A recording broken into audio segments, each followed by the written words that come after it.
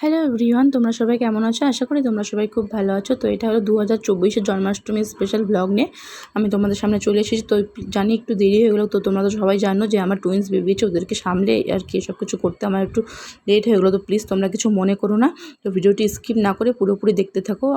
তো শুভ জন্মাষ্টমীর স্পেশাল ব্লগটা তোমাদের জন্য।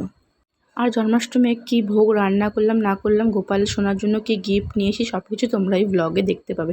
তো ভিডিওটি পুরোপুরি দেখো।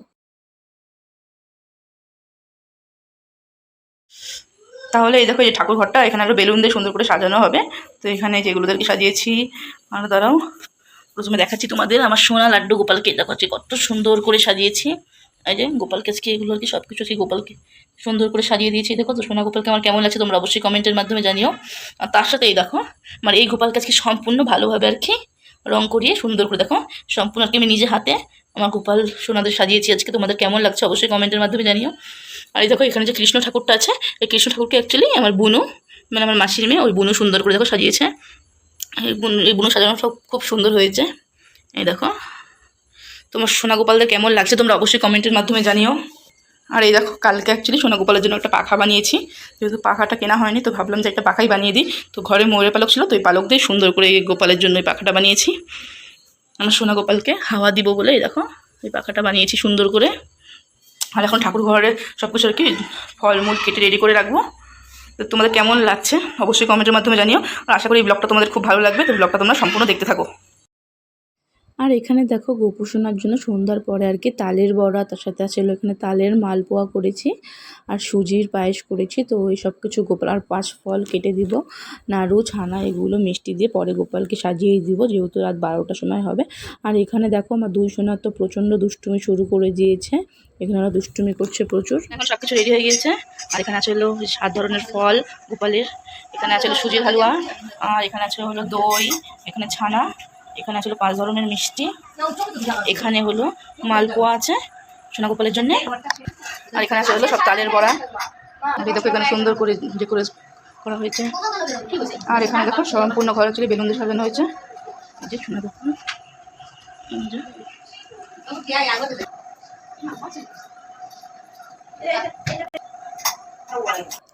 আর এখানে দেখো এখন আমি আর মাসি মিলে, কারণ আমার মাসিও আমার সাথে জন্মাষ্টমী করছে, তো আমি আর মাসি মিলে গোপালের স্নান যাত্রাটা সম্পূর্ণ করছি। এখানে পঞ্চামৃত দিয়ে দুধ, মানে যা যা পঞ্চামৃত লাগে সব কিছু দিয়ে সোনা গোপালকে সুন্দর করে এখন এখানে স্নান করিয়ে দিচ্ছি, ফুল তুলসী পাতা সব কিছু দিয়ে। আর এখানে সুন্দর করে প্রদীপ জ্বালিয়ে দিয়েছি। আর এখানে মাসি, আমি যেহেতু শাড়ি পরিনি কুর্তি পরেছিলাম, তো মাসি শাড়ি পরেছিল, তো মাসি শাড়ির আঁচল দিয়ে সোনা গোপালের স্নানের পরে সোনা গোপালকে মুছে দিচ্ছে। আর এখানে দেখো গোপালকে এখন রাত্রেবেলা এই সুন্দর ড্রেসটা পরবো। আর এখানে সোনা মাম্মা গোপালের স্নানের পর গোপালকে কোলে নিয়ে দাঁড়িয়ে আছে।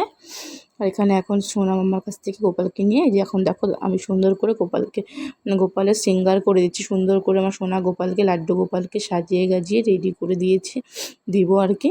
তো সোনা গোপালকে এই ড্রেসটা কেমন লাগছে অবশ্যই জানিও। আমার লাড্ডু গোপালকে দেখো ড্রেসটা কিন্তু সোনা গোপালের উপরে খুব সুন্দর ফুটে উঠেছে। তো খুব আমার লাড্ডু গোপালকে কেমন লাগছে অবশ্যই একটু জানিও।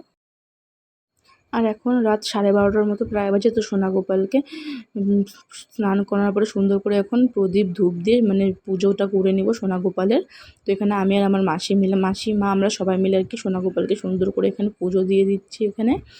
আর এখন ওই যে ঘিয়ের প্রদীপটা সোনা গোপালকে মাসি দেখিয়ে দিচ্ছে। তাহলে দেখো এই যে গোপাল সোনাকে সুন্দর করে সাজিয়ে দিয়েছি, অবশ্যই জানিও। নীল রঙের পাগড়ি জামা পরিয়ে নতুন সবকিছু পরিয়ে সাজিয়ে দিয়েছি।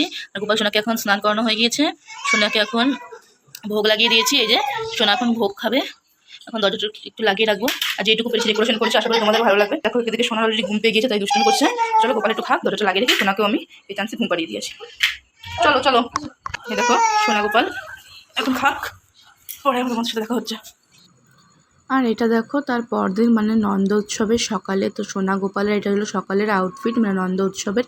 এখানে সোনা গোপালের জন্য নতুন ড্রেস, নতুন চুড়ি, তার সাথে মালা, মাথার চূড় সব কিছু সুন্দর করে রেডি করে সোনা গোপালকে দেখাচ্ছিলাম যে সোনা গোপালের এই নতুন আউটফিটটা কেমন লেগেছে নন্দ উৎসবে পরার জন্য। তো তোমাদের কেমন লাগলো অবশ্যই জানিও।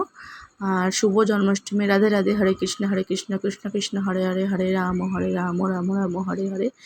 আর আমার সোনা গোপালদের কেমন লাগছে অবশ্যই জানার। এখানে দেখো এখন সোনা গোপালের স্নান যাত্রাটা পুরোপুরি করে নিচ্ছে। এখানেও আবার পঞ্চামৃত, তিল, তুলসী, সব ঘি, মধু সব কিছু দিয়ে আর কি সোনা গোপালকে সুন্দর করে স্নান করিয়ে ভাবলাম একটু ভিডিও করে তোমাদের সাথে সোনা গোপালের স্নান যাত্রাটা একটু শেয়ার করি।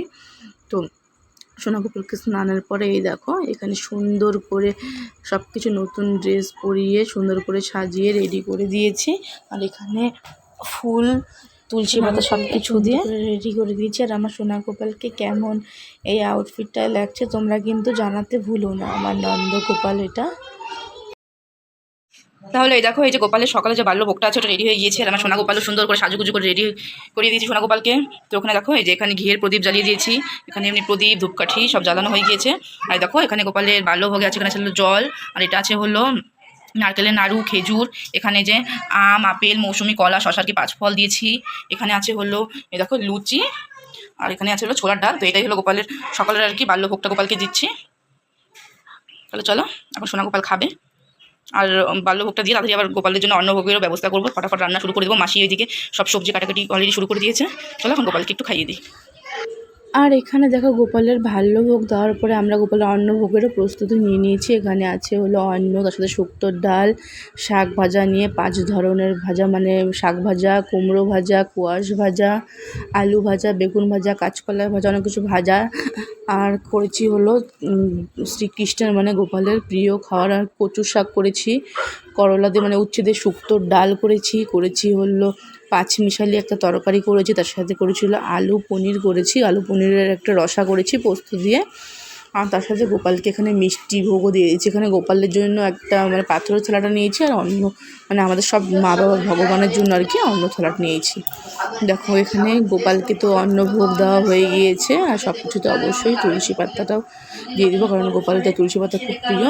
তো দেখো ভোগের মধ্যে এখানে তুলসী পাতাও দেওয়া হয়ে গিয়েছে, আর এখানে সব আমাদের ভগবানকেও দিয়ে দিয়েছি, আর এখানে হলো গোপালের ভোগও লাগিয়ে দিয়েছি অন্নভোগটা। তো যেটুকু পেরেছি আর কি সেটুকুই করলাম আর কি। আর এখানে মা এখন মার একটু প্রবলেম আছে, নিচে বসতে অসুবিধা হয়, তো মা গোপালের শ্রীকৃষ্ণের যে অষ্টতর শতনাম সেটা পড়ছে। আর এখানে দেখো সোনা বাবা ঘুম থেকে উঠলো, তাই আঙ্গুল চুষছে। এখানে যে মাসির মেয়ে, সোনা আম্মা, সোনা বাবা, মানে আমরা সবাই মিলে আর কি গোপালের পুজোটা করে নিচ্ছি। আর পেছনে কাকিমণি ওরা আছে। তো এইভাবেই মানে এবছরের জন্মাষ্টমীটা আমরা পালন করলাম। আর গোপালকে কিন্তু জন্মাষ্টমীতে ড্রেস তো 2টো কিনে দিয়েছি, তার সাথে এবার হলো গোপালকে জন্মাষ্টমীতে একটা স্টিলের খাট তোমাদের দাদাভাই এনে দিয়েছে, দাদা ওটা তোমাদের পরে দেখাবো। তো জন্মাষ্টমীটা এবছর এইভাবেই পালন করলাম। তোমাদের কেমন লাগলো অবশ্যই জানিও। তো আমি তো যেভাবে আর কি পেরেছি, যেইটুকু পেরেছি সামর্থ্য মতো সোনা গোপালের জন্য করার চেষ্টা করছি। রাধে রাধে। হরে কৃষ্ণ।